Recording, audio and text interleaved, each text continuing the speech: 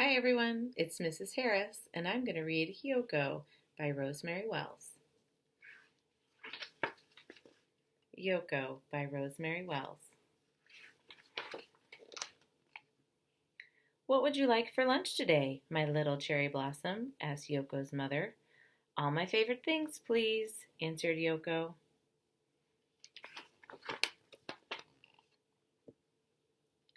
Yoko's mother spread steamed rice on a bamboo mat. She rolled up a secret treasure inside each piece. Then she packed it all in a willow-covered cooler. Have a wonderful day at school, my little cherry blossom, said Yoko's mother.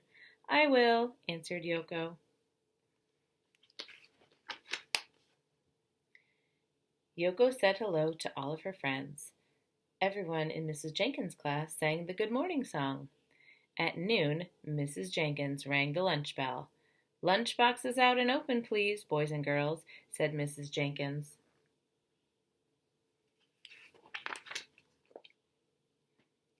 Timothy unwrapped a peanut butter and honey sandwich. Valerie had cream cheese and jelly. Fritz had a meatball grinder. Tulip had Swiss cheese on rye. Hazel had egg salad on pumpernickel. Doris had squeezed cheese on white, and the Franks had Franks and beans.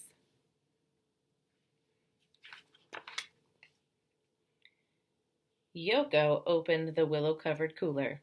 Inside was her favorite sushi. Tucked in the rice rolls were the crispiest cucumber, the pinkest shrimp, the greenest seaweed, and the tastiest tuna. What is in your lunch? Asked one of the Franks. Ick! It's green! It's seaweed! Oh no, said the other Frank.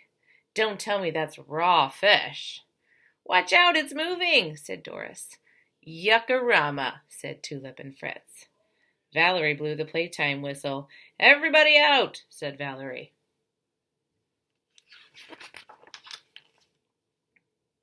Yoko did not want to play ball or swing on the swings. What's wrong, Yoko? Asked Mrs. Jenkins. Everybody laughed at my lunch, answered Yoko. They'll forget about it by snack time, said Mrs. Jenkins. But they didn't.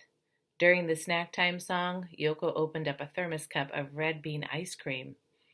Red bean ice cream is for weirdos, snorted the Franks. Mrs. Jenkins switched to the friendly song.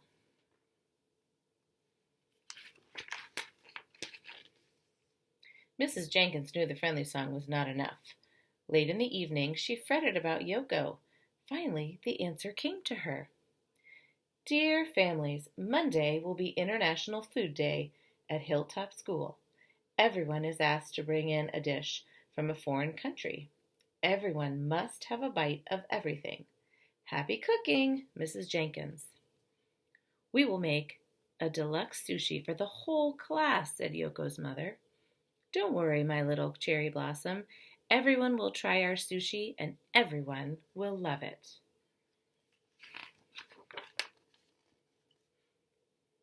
On Monday morning, Valerie and her mother carried in a plate of enchiladas. Timothy and his mother made Caribbean coconut crisps.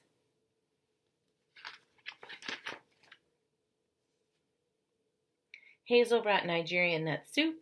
Harry brought Brazilian nuts. Doris brought Irish stew. Tulip brought potato knishes. Monica brought a pitcher of mango smoothies. And Fritz brought spaghetti. Big Frank cooked up a pot of Boston Franks and beans.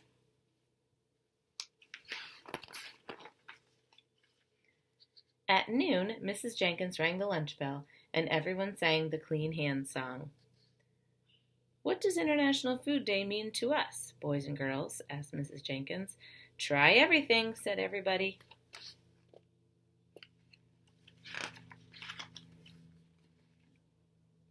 When Valerie blew the playtime whistle, there was not a nibble of nuts or a sip of smoothie left.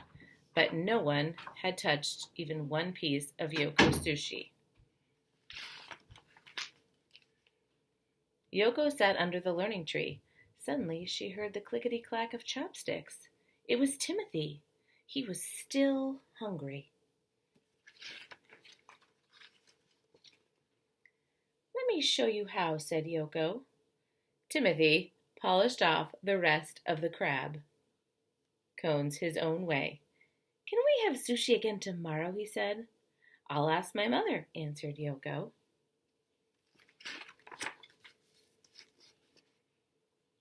During the school bus song, Timothy found a coconut crisp in his pocket. He gave it to Yoko. It's even better than the red bean ice cream, said Yoko. On the bus, Timothy and Yoko made plans to push their desks together and open a restaurant the very next day. And they did. They ordered tomato sandwiches and dragon rolls.